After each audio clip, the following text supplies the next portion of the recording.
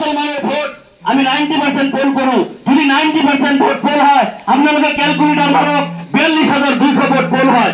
এই 42,000 ভোট আমি যদি খলিলুর রহমান স্যারক দিও, খলিলারে জিকিব নাকি আপনাদের কখন জিকিব নাকি আওয়াজ করে করবো নাকি জিকিব নাকি দেখে যদি নিজেকে আরো দেখে গোটাই ভোট কিনি পাবো নাকি।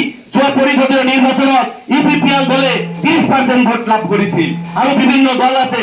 সেই কারণে শ্রদ্ধার রাইস আমি আবেগিক হয়ে লাভ নাই, আমি আবেগিরে নচলে বিবেকের আমার সমঝোতা করিব লাগিব, আমি বুঝিব লাগিব যে বিলি খলিলুরক ভোট দিয়া মানে আমি ডাইরেক্ট ইনডাইরেক্ট নহয় বিজেপি সহায় করা হবো, বিজেপি সহায় করা হবো। সেই কারণে আপনাদেরকে মনত রাখিব বিজেপি যাতে কোনো পর্যায়ে এই সমষ্টির পৰা কোনো ধরনের আপনাদেরকে মনত রাখিব যদি কিবা কারণে বিজেকে মই কৈছো যদি জিকে যায় তেখেতে কৈছে যে 4 তারিখত কাউন্টিং হবো, 5 তারিখত আমি উচ্ছেদ কৰিম, আমি ইলেকশন কৰিম। সেই কারণে মই কওঁ ইয়াত যদি আমার কমল সিং নাৰ্জাৰী স্যার ইউপিপিএলৰ কিবা কারণে পরাজয় বরণ করে মই কৈছো ইয়াত উপস্থিত থাকা আমার বড় ভাই সকলের কিবা অসুবিধা হবো নাকি, আছে নাকি? আমার রাজবংশী ভাই সকলের কিবা অসুবিধা আছে নাকি? অসুবিধা যদি আছে কার আছে? কার আছে? আমার মুসলমান মানুহৰ আছে। সেই কারণে আপনাদের নিজের জাতির অস্তিত্ব আর মই এটা কথা কব বিচাৰিছো, জাতির যদি না থাকে আপনাদের কিয় রাজনীতি করব, আপনাদের কি লয় রাজনীতি করব, আপনাদের কিমান হারাশাস্তি হব।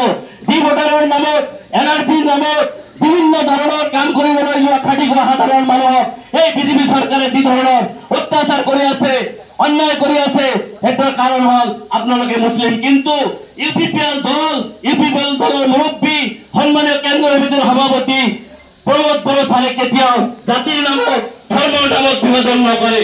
তেখেতে এটাই বিচাৰে এই বড় ভূমিখন শান্তি আৰু মিলনৰ ভূমিত পরিণত কৰিম আৰু 26টা জনগোষ্ঠীর উন্নয়ন ইউপিপিএল দলে বিচাৰে, ইউপিপিএল দলের মুরব্বীয়ে বিচাৰিছে।